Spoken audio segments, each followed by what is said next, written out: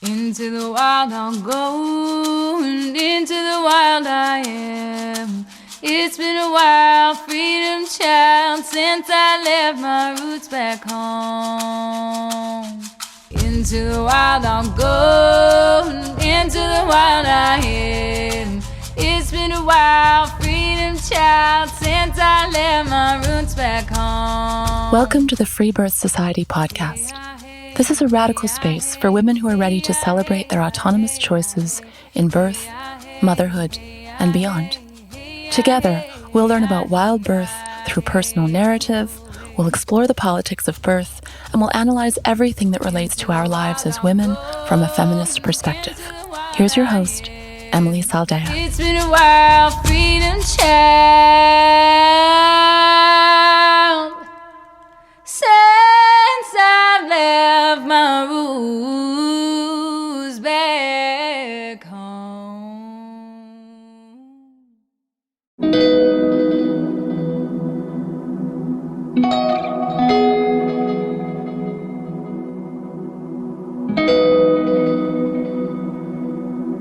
If you're like most of my listeners, you are devouring these episodes, fascinated by the women's stories and wondering if you could do this too.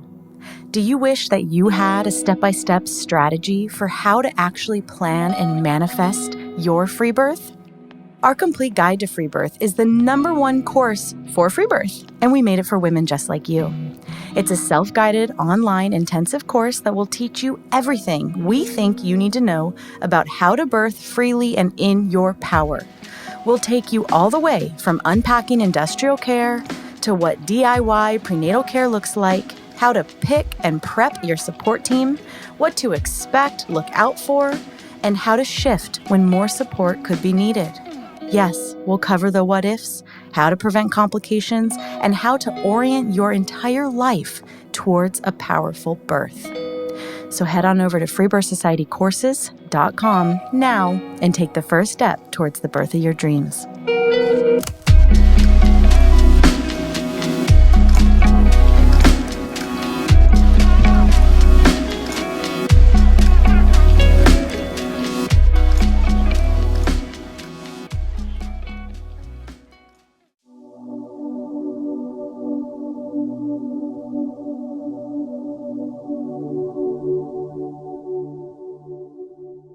Nicole joins me on the show today, sharing her 3 birth stories, ending with the redemptive story of her FBAC, a free birth after C-section. After Nicole's midwives sabotaged her home birth and coerced her into a traumatic C-section, Nicole was left heartbroken and feeling entirely inadequate to enter motherhood. For her second birth, she turned to the same midwives. And while she did have her baby at home, she was once again violated by the very women who she hired to support her. Through her own discovery and internal work, she got pregnant for the 3rd time and knew that it would be the time to claim the birth of her dreams without looking to anyone else. Nicole articulates the power of what happens when there is no one there to outsource, and you just pick up your baby and become, well, enough. You become whole. You become a truly embodied mother.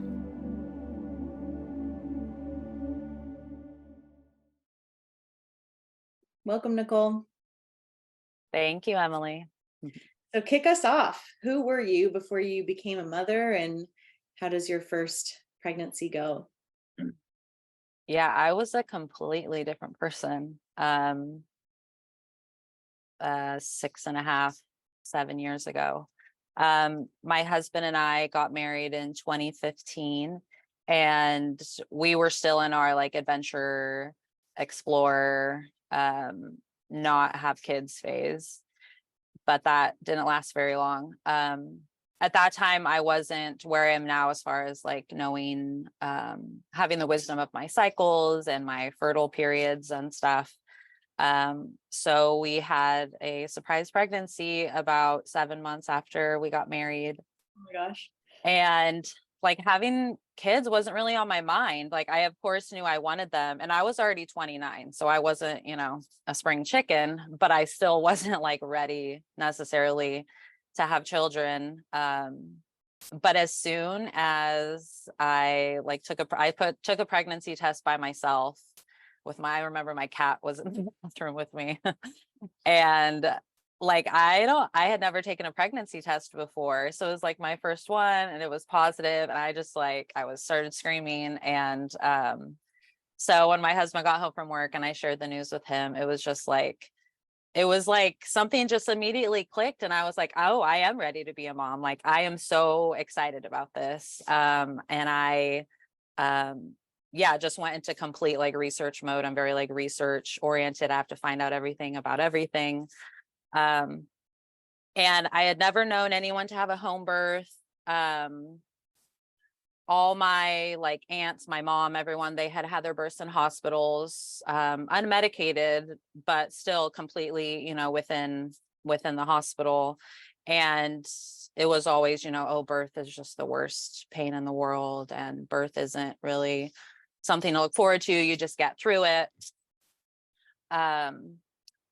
And for some reason, I decided I wanted to have a home birth. I'm not exactly sure where I got that idea, but I started looking around. I didn't know if there were even, midwives in the area. I assumed I had to have a midwife because, you had to have someone there, right? That's what I thought. And I reached out to the first midwife I found, and, I just assumed all midwives were woo woo and like hippie herbalists and everything. And so I was like, great, here's this lady, and she's gonna, be with me and serve me. And she was really nice. I didn't love her right off the bat. She had kind of a gruff personality, but I assumed, I just had to go with her. Not had to, but kind of.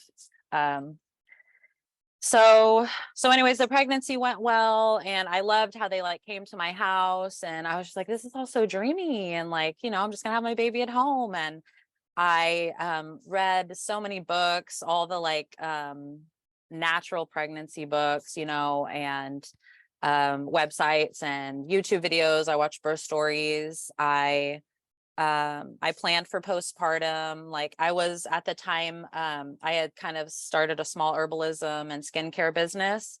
So I got really excited about making all the baby products, like the salves, and I made like a natural baby powder. And I made like meals for postpartum. The thing that like I didn't like was that didn't sit right with me was all the testing that they still kind of were pushing on me.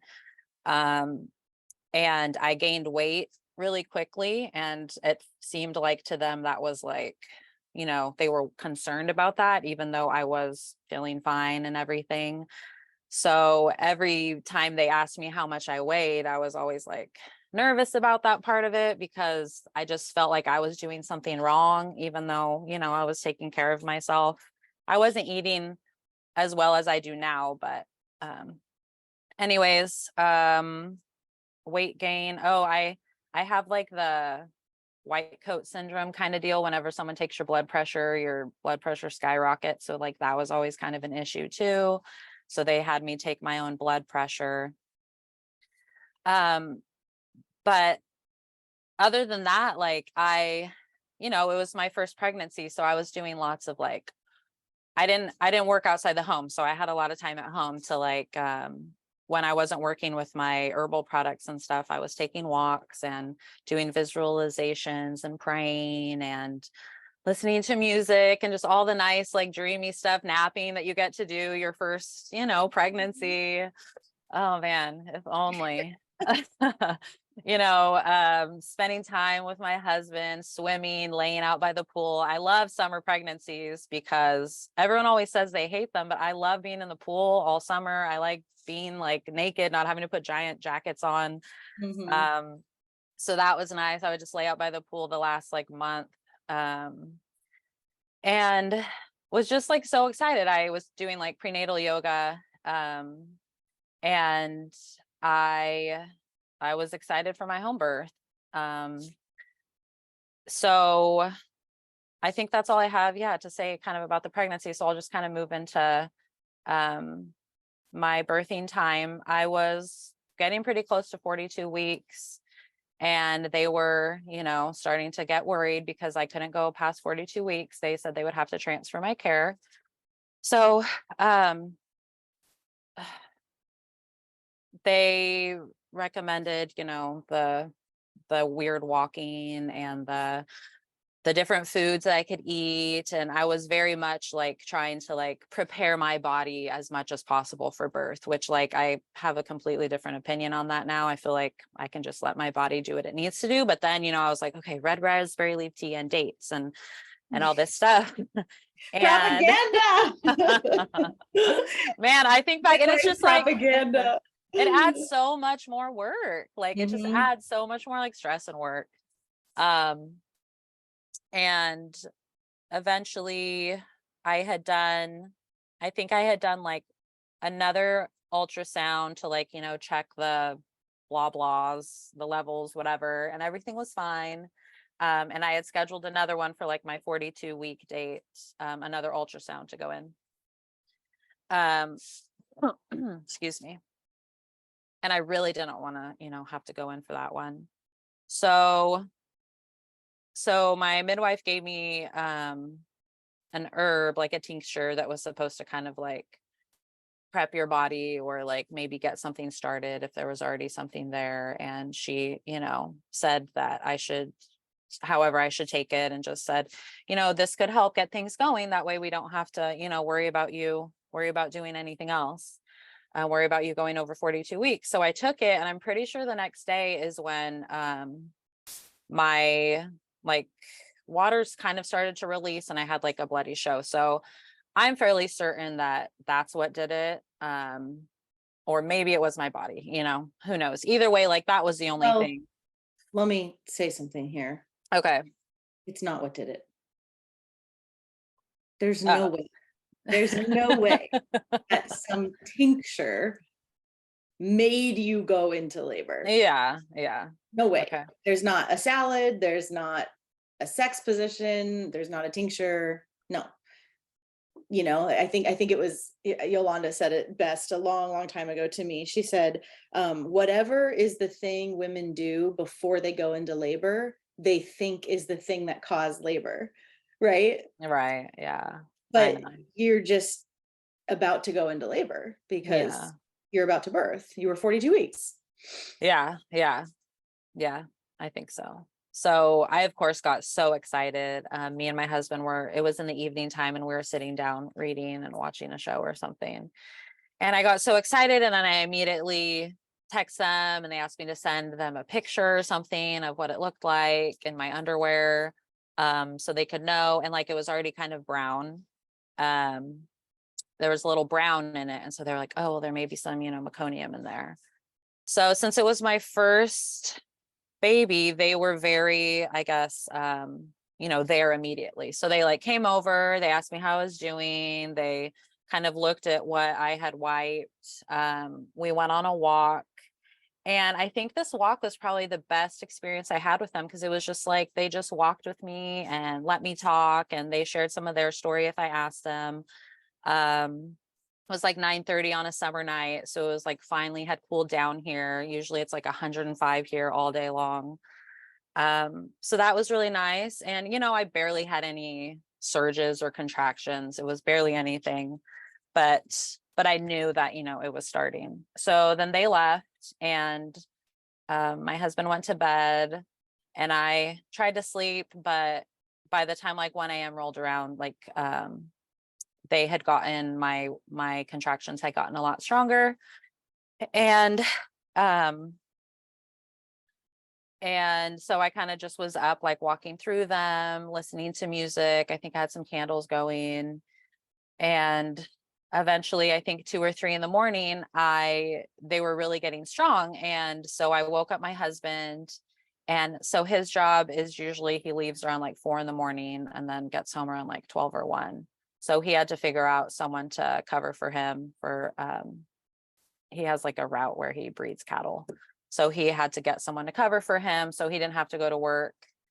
And he was dealing with that. And I was like, at the point where I wanted some support. So I texted my mom and my sister, and I had the whole like, I think you call it like a party birth thing for my first birth, where I invited my mom and my sister, and I had told them I wanted them there. And part of it was like, my sister had asked me to her birth, so I felt like, I should honor her by inviting her to mine, and we were at a good place at that point, like in a relationship. So I thought it would be fine. But then my mom decides to bring my father, which was kind of Whoa. kind of weird. Like, I didn't ask him to come. And he had been at my sister's births. Like, I am very close to my dad, but I didn't really want him at my birth, Yeah. and I didn't really want like any male presence other than my Really? husband.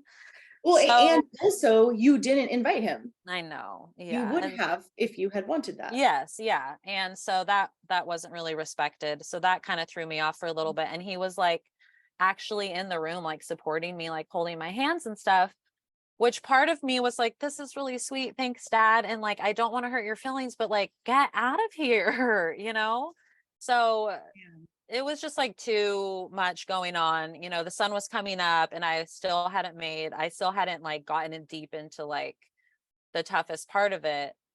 So I think everyone kind of like left and went to another part of the house, and my midwives were there, and they suggested I do this smile circuit.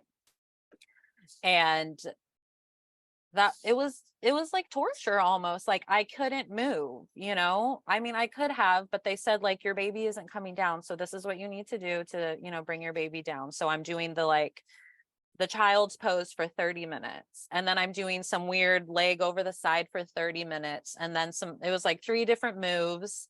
And when you can't move, when you're having contractions, to like find a better spot, I just like, it shouldn't be that bad, it didn't need to, I didn't need to be like that in pain, like, but I thought that was what, I needed to do. So then we walked around a lot, and things started to pick up. And throughout this time, every time I'd have like a little gush of water, there would be meconium in the waters. And so, and this was one of the things I wasn't really, I guess, educated on. I had learned a lot about other birth stuff, but there's not a lot about meconium when you read, the simple books like Ina May's books or things like that. They just don't talk about that. So I didn't really have any of my own knowledge to go off of. I was just going off of their knowledge of meconium, and they were slowly starting to get more and more concerned about it.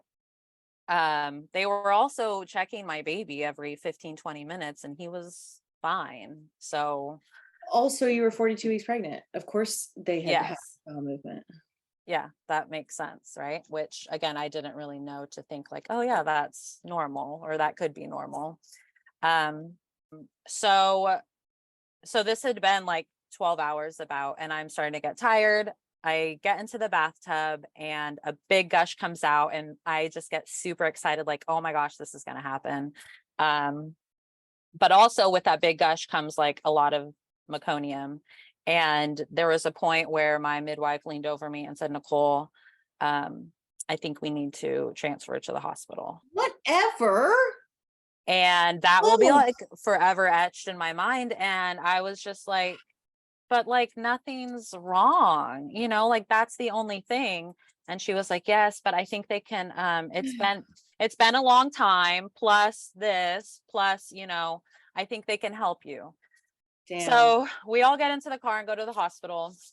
And when we get there, like, they weren't concerned. Like, the people at the hospital weren't concerned. They were just like, all right, well, yeah, here's a bed. And, and I was in it. But as soon as I got to the hospital, my body just did what I think was wise of it to do, shut down pretty much. I did not feel comfortable. I didn't feel safe. So we waited for a while, and then eventually I ended up getting Pitocin, and then I couldn't handle that. So I got an epidural, and then I was completely out of it. And I remember, my midwife kind of just sitting there talking with, I had a photographer, and they were like sitting in the darkness talking next to my bed just about, I don't even know what, lunch or, another story, their kids in school or something. And I was just thinking, like, I'm over here trying to have a baby and like no one's like helping me figure out how to do this or get up or suggesting anything, and they're just, fine over there. And I'm over here like my life is slowly like being destroyed almost. I don't want to be here. So and sad. and I don't know, another, 6 hours of waiting there. This wasn't like any sort of emergency. It was just kind of like the doctor would come in and check, like, oh, there's no progress. Oh, you're at an 8. Let me check you again. Still at an 8. Push a little bit. Oh, like nothing's happening. And I'm like, I can't just start pushing. Like, so I am glad that like no one suggested that, but it just got to this point eventually where I had nothing left to give. And the doctor was like, well, we can keep waiting or we can do a C-section, and I didn't know what to do. I mean, I didn't know how much longer I could just keep laying there and waiting for something to happen. And I was It's an exhausted and impossible situation. yeah, It was doomed from the home, with the, yes, with the yeah, rules and regs and of that midwife putting her license and her fear of birth over what you actually hired her to do. yes, yes.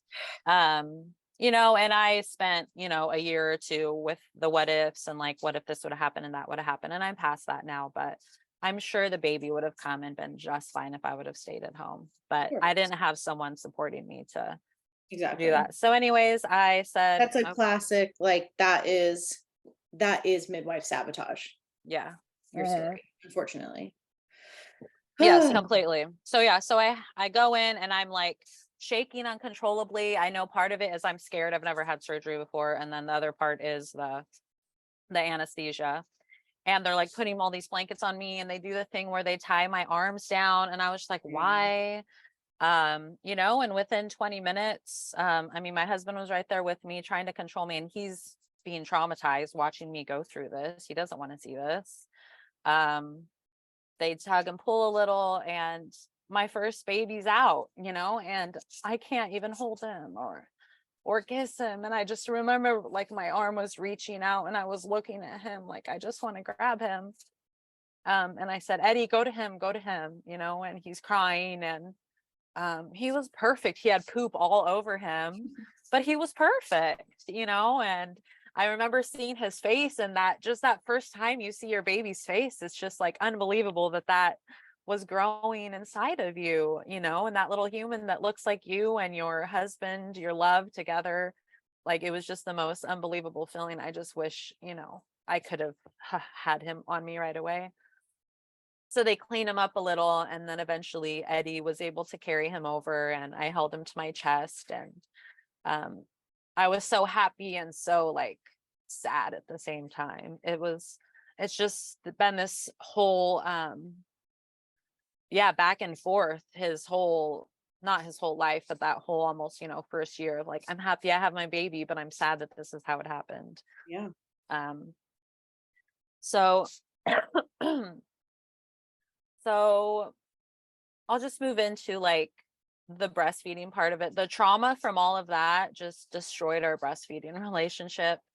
And I worked for 12 weeks hard with lactation consultants and craniosacral therapists and pumping and one-sided nursing and everything possible. Everyone was just like, why isn't this working? Like everyone was so confused, and I was exhausted and depleted and already sad that he didn't come the way I wanted him to. And then I couldn't nurse him. It was just this like, okay, I couldn't have him at home, and then I couldn't have him vaginally, and then I couldn't have him with maybe some drugs, and then I couldn't nurse him. And I just felt like I couldn't do anything as a mom that I was supposed to do for him. And it was so hard, and it was such a dark time, but such a happy time because I was learning to be a mom.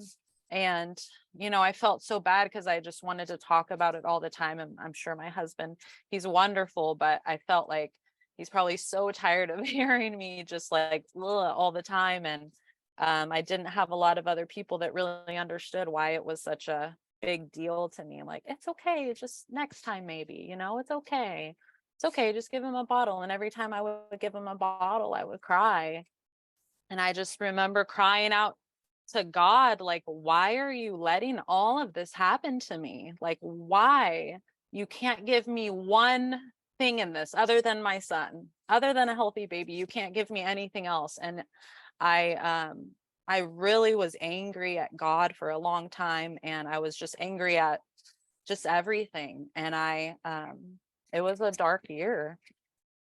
And then I feel like I kind of used my anger to just figure out what went wrong. Like I said, like I just wanted to like research and learn. So I learned all about meconium that I could in whatever ways I knew how. And this is never going to happen again. And I replayed everything over and over in my head, and that was my way, I guess, of dealing with it. I talked to different people about it, but like it was just there for a long time, the pain and the just disappointment of it all. So maybe when Jude was like a year and a half, we started talking about having a baby again. And before that, I had been completely, like, I'm not doing this again. I can't go through that again. It will destroy me if that like scenario happens again. So we got pregnant, and we were very excited. And about 10 weeks, I thought I was ready for this. I thought I was ready to like go for the VBAC and everything, like emotionally and everything.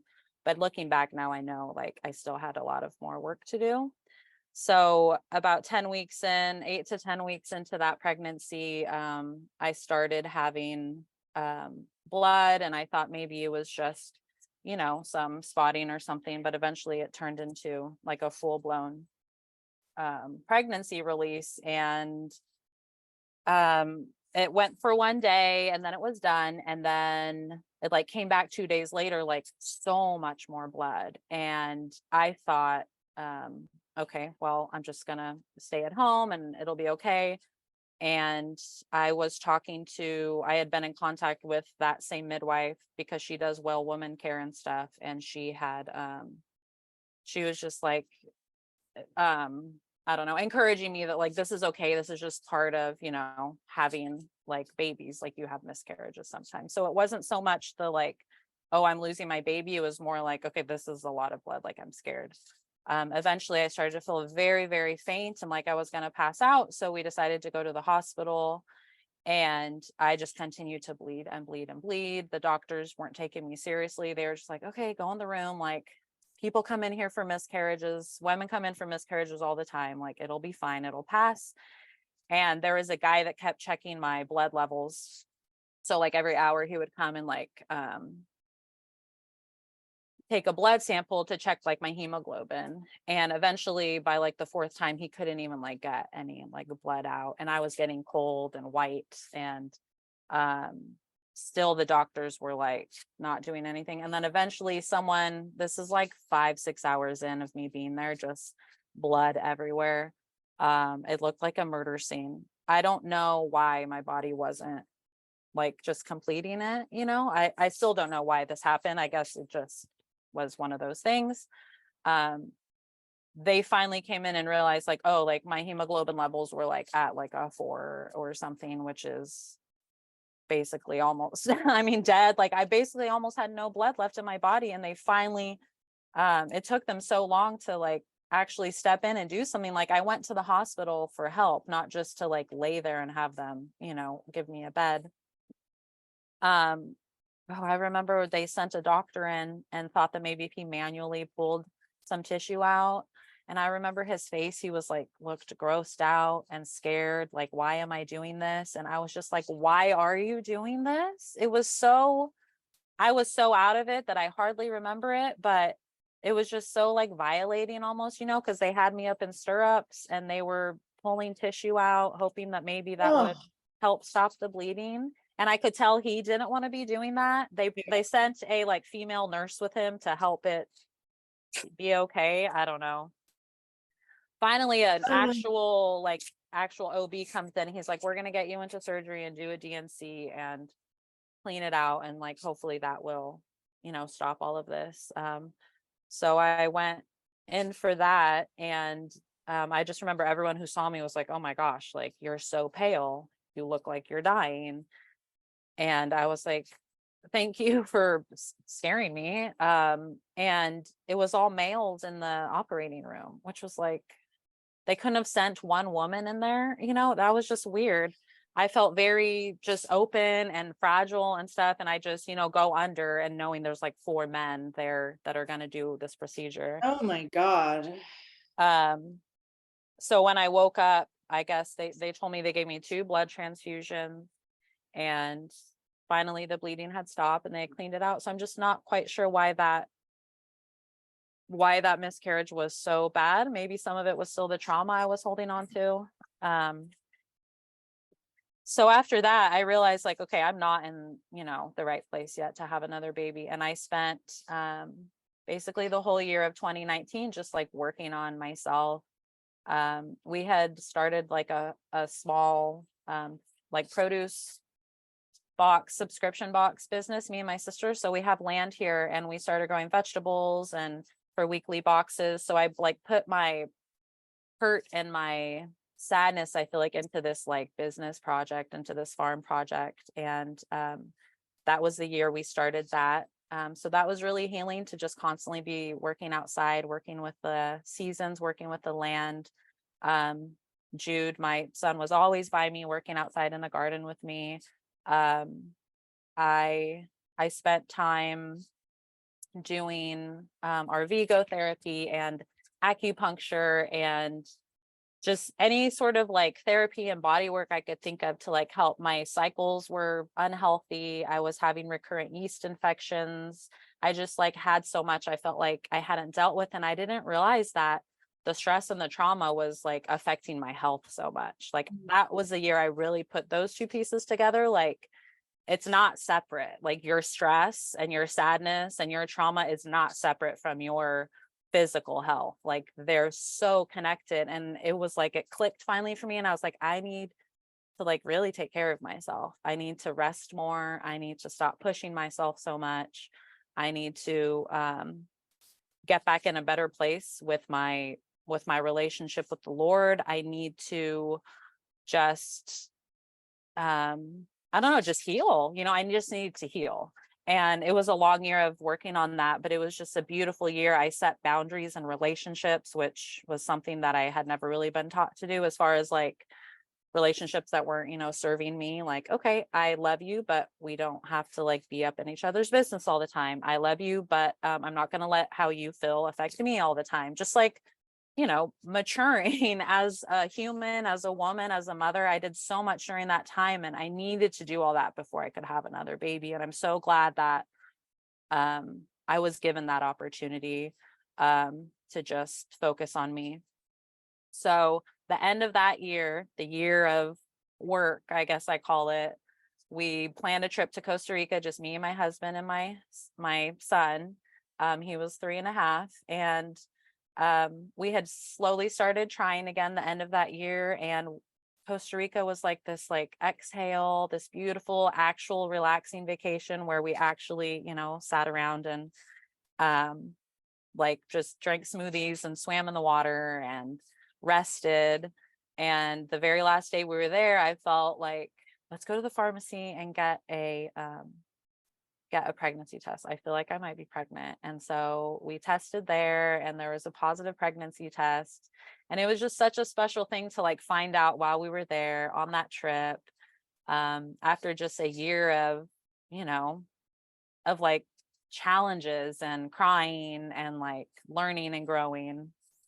So that was just really special. And after that, I just feel like life was just a lot more simple. And I really, did a good job, I feel like, of like just cutting out the crap and cutting out stuff that just wasn't doing anything good for us or me. So I think you're gonna think I'm like so silly, but I went back to those same midwives, and And I remember eventually, like the middle of that pregnancy, listening to, I think it was a podcast, you were talking to someone and you were saying how you are so surprised when women go back to the midwives that have sabotaged their birth. And I heard that and I was like, she's so right. Like, what if they do this to me again? But I worked like my ass off to tell them, you're only there to help out after. Like, I felt like I needed someone there to like help me clean up or to like just be there. Like, I just wanted someone there and I couldn't find anyone else. I'd interviewed some other ladies in the area. Um, I wasn't ready to have a free birth yet. I don't know, something in me just wasn't ready yet. And I was devouring this podcast and I just was like, oh, I'm not as strong as those ladies yet, or as brave as those ladies yet, or something, something inside of me wasn't ready. And I'm sure some of that was the fact that it was a VBAC. I still hadn't had that like vaginal birth to really make me feel like, oh yeah, I can totally do this. And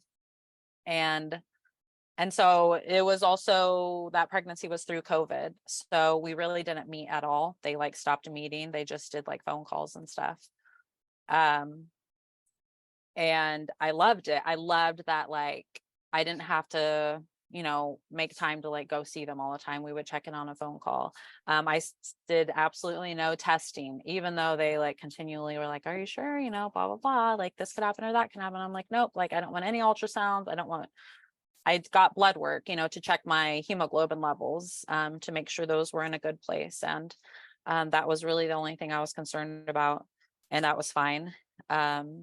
I was eating like lamb from sheep that we raised and harvested and vegetables from our garden. And I was outside in the sun and the dirt all the time working. And this baby and me were just like, it was such a beautiful pregnancy. And I was so connected to like nature, to God, to my just innate female, just beauty and power. I just felt so confident and strong. And like, I felt like all I needed to like put the cherry on top was to have this baby come out of my vagina. And I went again past like 40 weeks. And I had had multiple talks with the midwives about how I didn't want them suggesting anything to me. I didn't want them there till the end of the labor, what they had made me feel the last birth. Like I was very honest with them about how they hurt me and all the pain that I went through. Not how they hurt me, but how the memories of them like hurt me, the memories of her saying like, we need to go to the hospital, or the memories of her saying like, it's okay, my first was a C-section too, like you'll be okay,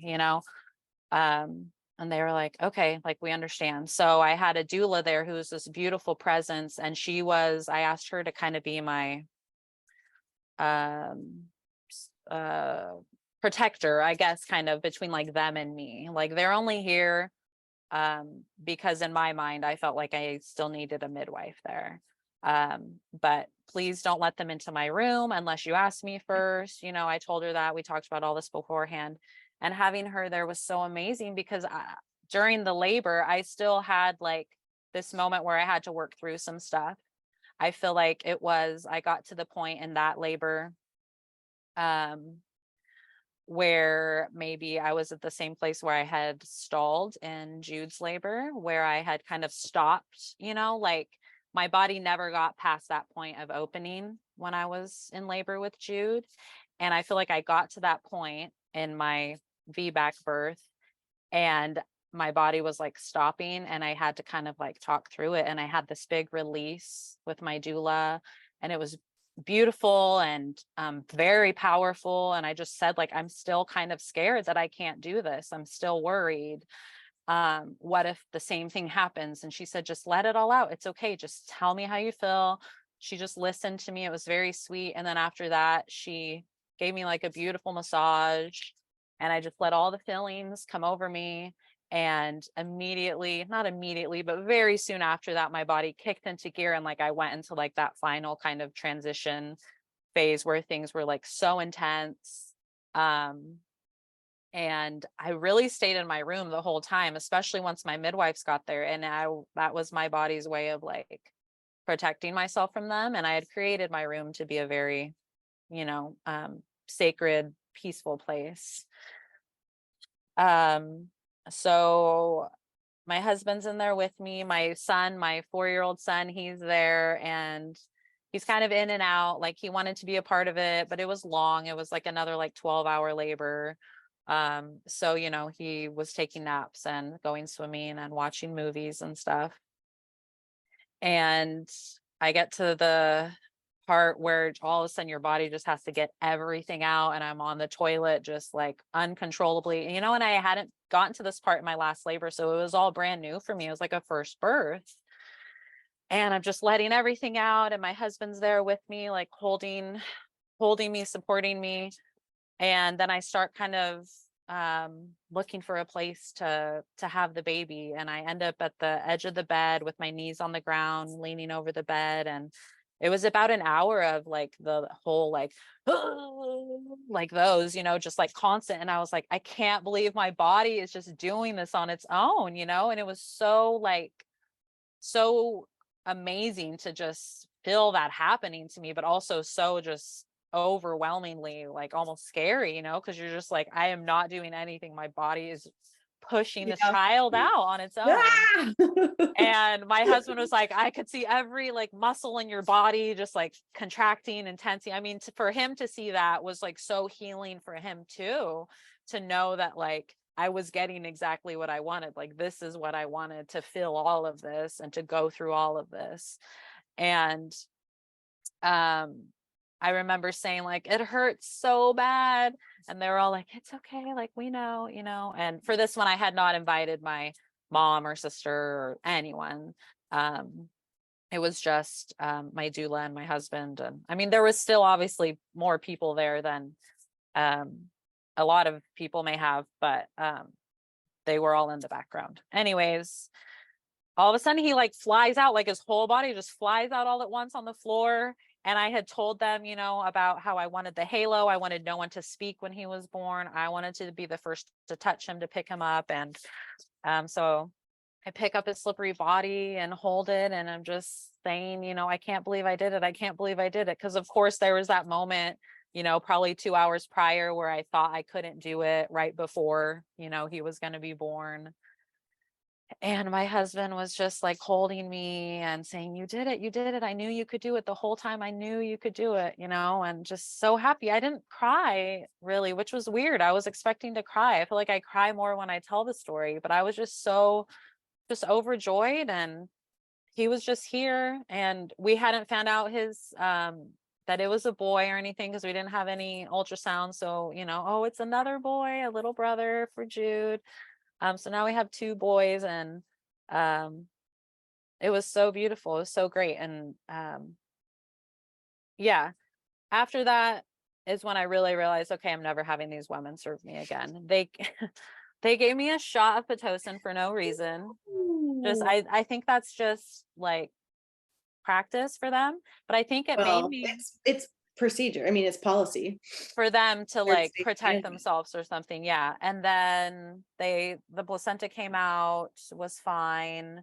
But they were kind of like, okay, like, let's get the placenta out, which like I get, but it was only within like 30 minutes. Lots of ways to do that without shooting you up full of drugs. Yeah, exactly. She stitched me, and I don't know. She told me my tear was pretty bad. And so I thought, okay, well, I guess, we can do this. And she said, I'm very good at this, so I'll go ahead and do it. But I think the stitching like made my healing like be very prolonged, because it was like 6 weeks before I could really sit comfortably. It was a very long healing process, as opposed to my last birth, my free birth, where it was fine within like a week. Even before that, it was just so much more swollen. I feel like when they stitch you, if you think about it, they're taking a needle and literally creating more wounds. Yeah, very true. In your vulva, right? And so, yeah, they're stitching up this thing that will literally heal on its own, and also creating more and more and more and more wounds. Yeah. So I'm not sure why that, like, why we think that that needs to be done, or why certain, We don't. why. I mean, it's because they are trained in the allopathic model, which says always do, always prevent. It's not about, like, there's no spontaneous healing within midwifery. It's not leave it alone. It's all pathological. It's they can't, they don't know how. It's literally not in their training. They don't understand. They do not understand physiological birth, and they have to do something, right? They need to be important, and they can't just let you have a hands-off birth, or else you won't hire them next time. That's so much part of it, is like, they have to do something. I forgot to say, when I was pregnant during that time, I had a conversation with one of the midwives. There was two of them. And I was kind of asking her about how she got started here. And she said, well, there was a lot of ladies here having free births. And that's why we needed a new midwife to come in, because we don't want that. That's very dangerous. And I remember when she said that, I was like, oh, she is so far from what I'm slowly starting to, like, see. And where is it so dangerous? Like, where is it happening? Because we're actually in a community of free birth, and it's going pretty well. Where is it so dangerous? I mean, were these ladies dropping like flies? I don't think so. Nope. No, it's just, you thought that was dangerous. I'm just, my way of thinking has just changed so much in 5 years. So when they leave your home, when is the point for you when you're like, no, I'm not having them back, I'm definitely free birthing next time? Is that like a slow thing that happens in postpartum, or is it like an immediate?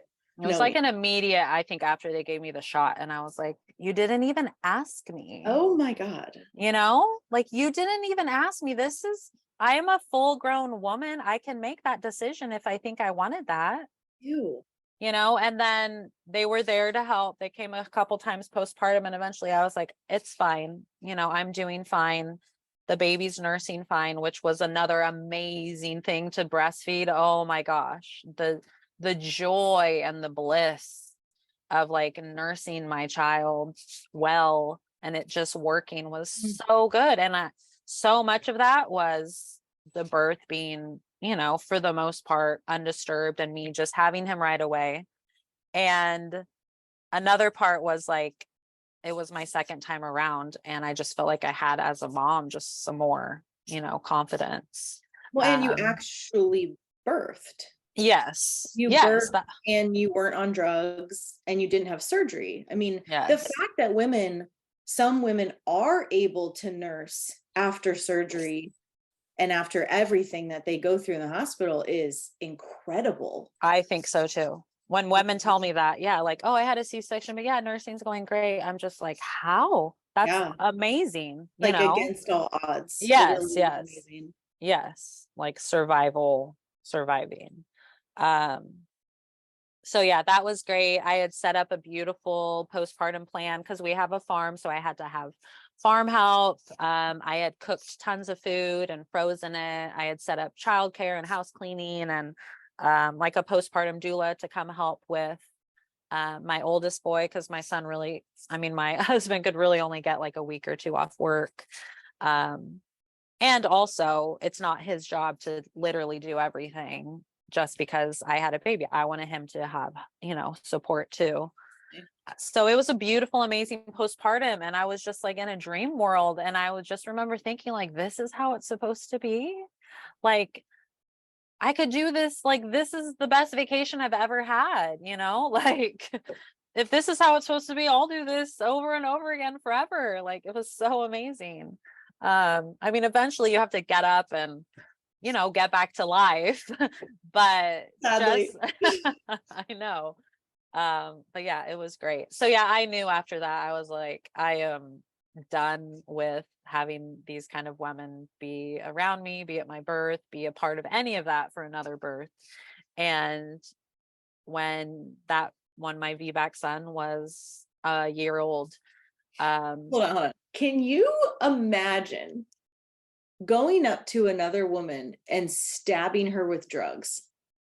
Like, really, like, take out that it's in the most important hormonal exchange, basically, of your and your baby's life. Like, even take out that.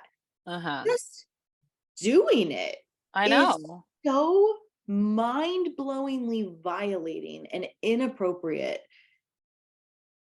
Like, Yes. to inject your body with something that you didn't ask for, that you didn't even want. No. Wow. I know. Like I'm just like an animal at a vet. Yeah. It's just like, Yeah. oh, here, give him that shot. All right. As I'm holding my baby too. Like, what if I would have, I don't know. It's just, yeah, didn't want them anywhere near. It's such a big deal. again. And I'm honing in on that because I know that there's women that will hear this, that this also happened to them. And no one has validated how horrifically violating that is, and how totally infantilizing and like you said, you're a grown woman. And to be treated like a cow, that can't make very is so, it's unacceptable. I know. Yeah. It was something that, like, when I told my story the first time, I kind of like remembered it when I told my friend, and she was like, "What?" And I was like, "Yeah, actually, can you believe that happened?" And then it really started to hit me like, I can't believe they did that without asking. After every conversation I had had with them about how like back up they needed to be, So yeah, like I wasn't going to notice or care. Like that was just. Exactly. Well, you're supposed to trust them with your life at all cost. And also what's really fucked up is if they had asked you, you might have felt compelled to say yes, even if you hadn't really wanted it. A lot of women, say that. The real move with for anyone listening who is, for whatever reason, just like committed to birthing with a medical midwife, who doesn't want this to happen to her, see if the woman will not bring pit to your birth. And, spoiler alert, she won't not. She will. And that is really good information, right? Because they can tell you all day long, we won't use it, or we only use it in emergencies, and I'll only use it in a life-saving, all the stuff that medical midwives say to women all the time, who say, I don't want you to shoot me up with pit, because they hear stories like yours, and they'll say, no, no, no. But you can actually believe that she won't if she doesn't bring it. And I have never heard of a medical midwife who was willing to not bring it. It might be out there, but I've never heard of that story. And so I think that's a pretty like significant way to push on what is ultimately a lie. Yeah. Anyway, so how old is your second when the next baby comes in? So, I was totally open to like having another baby, but I did want to wait and, at least a couple of years. Well, that wasn't the plan, I guess. And Jesse was 12 months old when I found out I was pregnant again. Oh my God. And I knew like right away, because, well, the thing is, I start my period super soon postpartum, no matter like, I was biological breastfeeding and everything, but like 12 weeks in postpartum, I had already started my bleed, and, probably by 6 months I was like ovulating again. Yeah. So we had to be so careful. Plus you're breastfeeding and everything's kind of off still. So anyways, I was like, well, I guess we're having those really close babies that, people have. Well. And so it was immediately, I was like, yeah, I'm doing this by myself. And I had some conversations with my husband, and at first he was a little like, oh, really? Okay. I could tell he was a little nervous. He was like, could we just have like our doula here from last time? Because she made me feel like really calm. And I was like, well, I can ask her, but we'll see. And then eventually he's like, I trust you. Like, he's not the kind of guy that you like give a book to and say like, here, read this. Like, he gives me he trusts me enough and respects me enough to know that like I'm gonna do what's best for me and the baby, and you know, he'll be there to support me when I ask him to. And I'm really you know, grateful that I chose a husband that, you know, that is like that. And it's not his, you know, territory.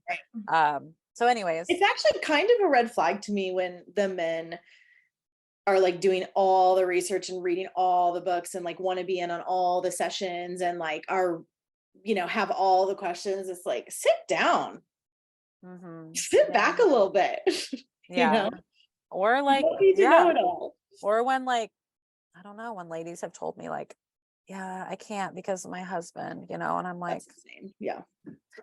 I mean, that lets you know how she lives their entire life. Yeah. Controls her life. Yeah. So it was another like just really beautiful pregnancy. I tried to take extra good care of myself because I knew, you know, it had only been 12 months. I had been pregnant again, and I was nursing, and my body was still, you know, nutritionally not peak. And I hadn't lost, you know, a lot of the like extra pregnancy weight from the first one. So I was like, okay, am I like getting too big or something, you know? But then I was like, no, because I still had that like, oh, the weight gain from the first pregnancy kind of mindset. And I was like, no, as long as I feel good and I'm eating good, I should be fine. You know, my blood pressure should be fine. Like everything should be fine. That was all just things that were created because I didn't line up perfectly on a graph. There is like no graph that like everyone can match up to. And it's just like so dumb when like midwives make you stress out over not, you know, lining up to whatever graph that they have in their notebook in front of them. So yeah, it was a great pregnancy. I was still working a lot in the garden with the animals. I mean, we have lambs born here every winter. So like I always felt very connected to the mamas during that time. And yeah, I just planned for you know, just a birth at home with my family. And I planned on having my 2 younger boys there. Jude was a part of the first one. And I figured if the time came and I didn't want them, I could send them away or ask a family member to come pick them up. Thankfully, you know, anyone I told didn't really have much to say other than like, wow, that's cool, you know? So I didn't feel like I don't know, had any sort of like weird energy coming towards me. I mean, maybe I did, that You've someone didn't also tell like, me. in a way, this is going to sound really weird, but like in a way, you've also kind of proven yourself to society that you can birth children, you know? Right. Like Yeah. the maiden hasn't done that yet. So she's still, you know, the culture is going to be very suspicious of her and question her and still sees her as a child. And like, you know, when you zoom out a bit, just how we treat maidens and how we treat mothers of 3, like it's not the same, you know, there is a bit of I don't know if proven is the right word, yeah, but like more respect for your decision. Yeah, like you're not going to get as much shit on a 3rd baby as you're going to get with your first. Yeah, totally. You're also not going to take as much shit on your 3rd baby. Exactly. You know what I mean? It goes together. Yeah.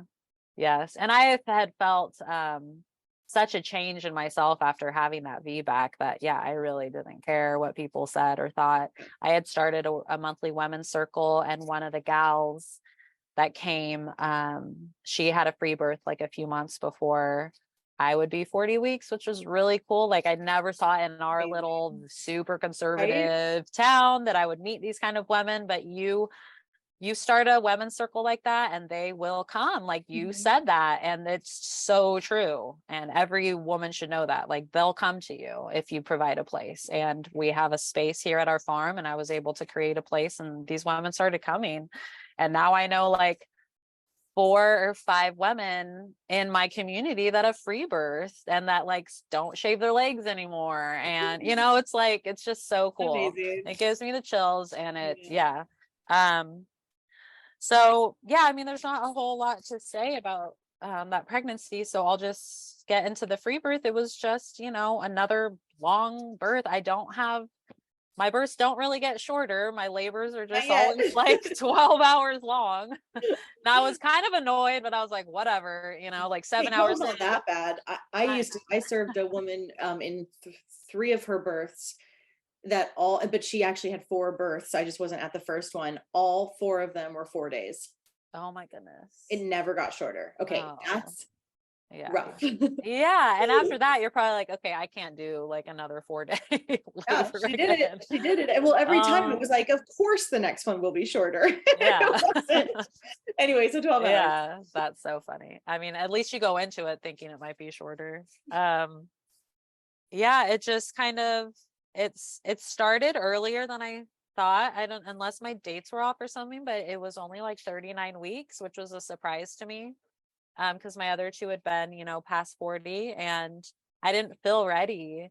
And I was a little nervous, no one's coming. It's just me. Yeah. Nobody's coming, and it was also the day of my mother blessing, so that my friend had planned for me. So we had to cancel it. And on top of that, I had to tell all those ladies that I was in labor, which I didn't necessarily want to do. I didn't want everyone knowing. But it ended up being a really good thing, because my sister and a few of my close friends and my mom were sending me like beautiful like prayers and things they had prepared for the mother blessing, and they were texting those to me, and so that was very encouraging. It all kind of started in the middle of the night, so I was walking outside. It was a nice warm evening, and the moon was bright, and it was just very peaceful. And I was very uneasy for the first couple hours, and then I just had to say like, okay, like, baby, I'm sorry, like, I'm ready for you. I'm sorry if I'm making you feel like I'm not ready for you. Like, you come whenever you need to. I just prayed for peace just to wash over me. And after that, I felt much better. And I was like, okay, if this is going to happen, there's nothing I can do about it. I'm just going to have to be ready, whatever that means. And I was logistically ready. I just wasn't necessarily mentally ready. Sure. So yeah, it was just me in my room, walking around, moaning, listening to music. And this time the bathtub felt nice. Like my other 2 births, I didn't like the water. This birth, I really wanted to be in the water. And I stayed in the water for a long time, and then got out and did the prowl around my room looking for somewhere to birth, and like just nowhere felt right. And I didn't want to give birth in the same place as my last baby had come. I just felt like that was kind of, this isn't the same birth. So I was doing that weird prowl, and it was like, I can't find a spot, like I cannot find a good spot. And I knew the poop was coming, so I was like, maybe I should get back to the bathroom. The prowl and poop. That'll yes. be the title of your episode. The prowler and the pooper. Yeah, I was ready for that. I'm impressed that you had enough like cognitive, that you were with it enough to even like consider that stuff. Well, like my boys kind of kept coming in and out, so I was constantly shifting from like, ooh, to like, what, honey? Okay, here's the milk. Okay, what? Yes, I know. And like my youngest, he was, just barely 2, or not quite 2 yet. And so at first he was very scared, and then he started making all the noises with me and like getting really into it. And I was like, okay, eventually it was just too much. And I was like, guys, that sounds really like, annoying. let's quiet down. Yeah. But I'm so glad they were there, and they were like involved in it and a part of it. And it's just, that's a completely like woman to woman situation. But for me, somehow it was like, okay. And they were just in the bath. So I got back into the bathtub, and I knew what was happening, and then my body started doing the pushing, and the full body heaving down. And the boys were right there, and my oldest, he was 5. He had like a camera, so he was like my little photographer, which is really cute. All the pictures are completely blurry, but it's so sweet. And we have it on like a video, so you can like see them, like see what they're doing that I didn't really notice when I was in it. Yeah. And then there was like a little meconium again, and I was kind of annoyed because I was like, come on, like, can it just be like clear cut and like no weird, things? But I kind of like pushed past that pretty quickly, didn't let it bother me. But in some ways it's like redemptive that you had the presence of meconium and got to experience that it's totally normal and okay, you know? It is. Yeah. Yeah. I think I was able to face a lot of just everything just right there, just face those fears, face those doubts, face those, past memories and stuff. And just know that all of it is fine and that's okay. And my body and baby are going to do this. And yeah, a little before 11 a.m., he just came like flying out in the water. And I pulled him up to my chest and held him, and he was warm and slippery. And it was just like so freeing and like peaceful to like not have to worry about protecting him from anyone. Like no one was gonna examine him or judge him or give him a score or check him. If he needed to take some time to come to really make a good cry, no one was gonna start scaring me or telling me to do anything. He took about 10 minutes to really like make some good cries and to be like really alert. He was like going in and out of being alert. He would do this like floppy thing kind of, and his eyes would roll back, and then he'd kind of like come to. And I was a little nervous, but I was like so much more calm than I don't know, like surprisingly just calm about the whole thing. So I'm really like proud of myself for not, being scared. A thought of death flashed through my mind, and I was like, okay, that's there, but I'm not going to focus on it, and, I kind of tilted him and helped him drain. I could tell he had like meconium snot in his nose. I did give him like a few gentle breaths, but it was more like a blowing in his face even than a blowing in his mouth. Just to kind of like, oh, and eventually I was like, okay, maybe we just need to get out of the water and get warm, and then he'll really, perk up, because he was getting almost like white too. It was interesting. So Eddie like made a path of towels to catch all the blood from the bathroom to the bed. And, there's so much blood, no one's there cleaning it up. And that was something that had been a fear of mine before from the miscarriage and everything. And I was okay. So yeah, once we got into bed and like I told Eddie to put socks on my feet and bundle us up, and we got really warm and close. And again, like no one was trying to do anything. It was just me, and I was enough. I was enough to keep him safe and warm and keep him breathing right. And it was just such a beautiful, peaceful, simple, feeling. Yeah, the placenta came out after about an hour. I had to try like a few different times. And once the placenta was out, the bleeding like completely, eased up, because it was kind of like gushing every time I would have like an after pain. But once my placenta was out, it was like the bleeding almost just, stopped to like a light bleed. So that made me feel better. And then I already had like like beef stew ready to go. Beef and barley stew is like my favorite postpartum meal. It's like so hearty.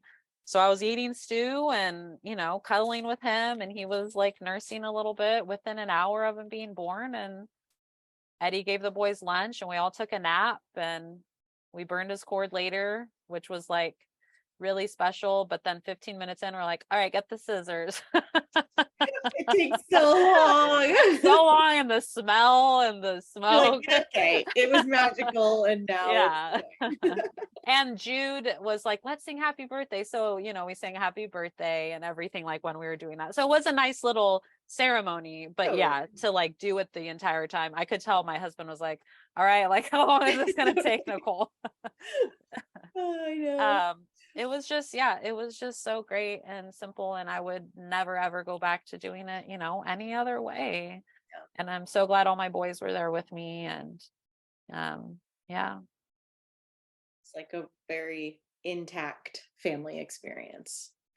Yeah. We were able to like really incorporate it into our life pretty easily, as far as like, all right, there's a third baby here. You guys saw him come out, Right. And the boys still talk about it, and they still want to watch the video. And it was another really blissful postpartum. It wasn't as quiet maybe because there's 2 kids, and yeah, you have a 1-year-old or 2-year-old. Yeah.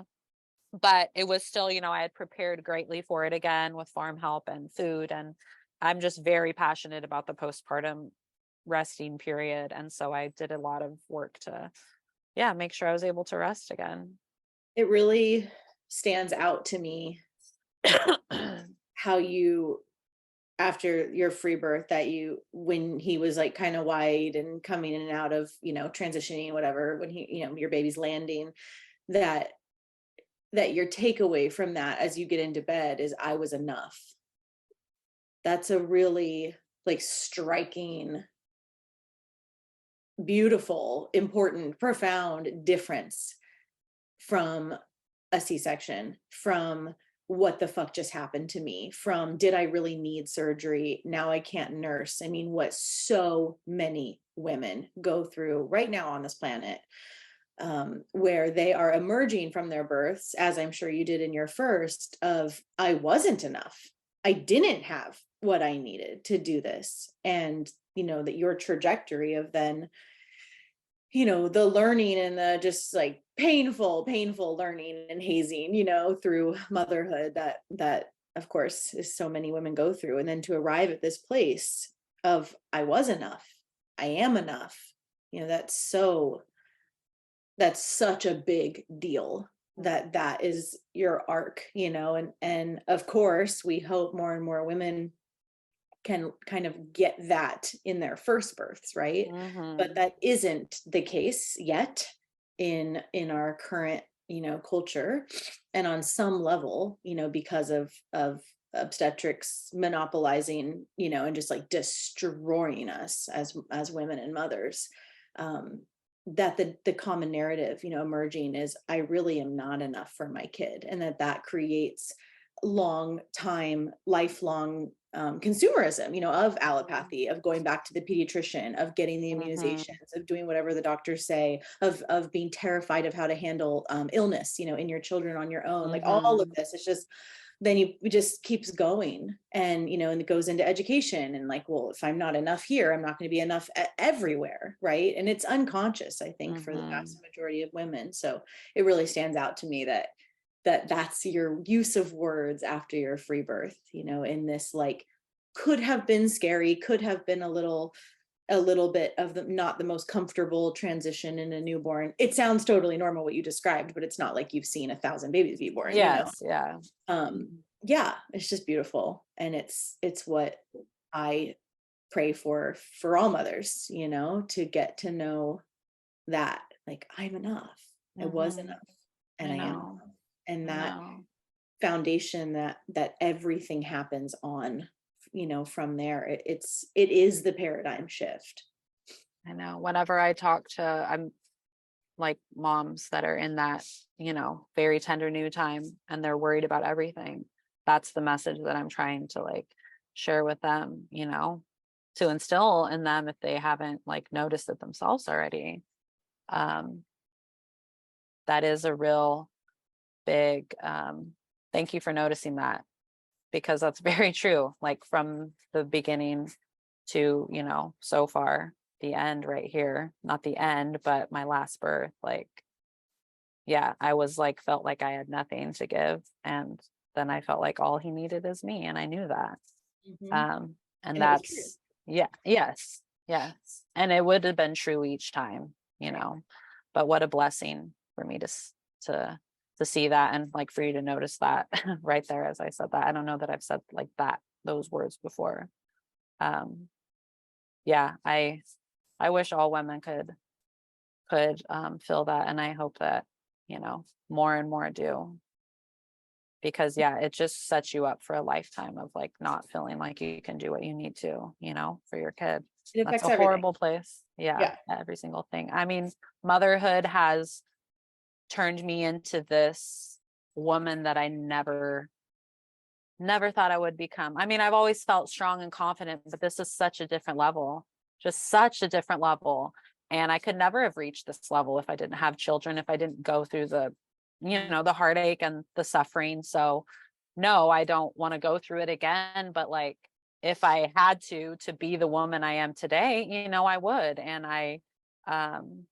I'm just so, grateful for where I am. And I'm very passionate about, helping other women if I can. Like, I don't want this to continue to be normal forever, just like all the work you're doing. Like, it's just, it can't just be like this forever. Like there is like change happening.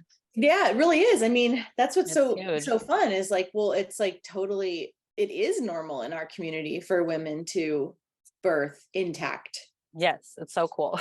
It is the norm. Does it always happen every time? Of course not. Of course not. Women are where they are, and this is very complex, and this is very long standing, and there's just a lot of unraveling. But the needle is moving rapidly from what I can see and what I can track. Yeah, that's exciting. Okay. Yeah, it's exciting. Thank you. Yeah, thank you, Emily, so much for listening to my story. I love it. I loved every second of it. Thank you so much for your time. Thanks. And that's it for today, my sisters. Check out everything we do, including one-on-one and group coaching, learn about our private membership, in-person retreats, and more on freebirthsociety.com. Our online courses are on freebirthsocietycourses.com, including our flagship course, The Complete Guide to Free Birth. Don't miss the Radical Birthkeeper School if you're ready to become the authentic midwife that women are searching for. Together we rise, and the revolution starts inside each of us. I'll leave you with our Free Birth Society theme song, Wild Woman by Aruba Red. I honor you for the wisdom you held, the ancient traditions of plant medicine and womb magic. I feel the spirit of the ancestors as I place my hands upon my belly. This sacred portal will be honored.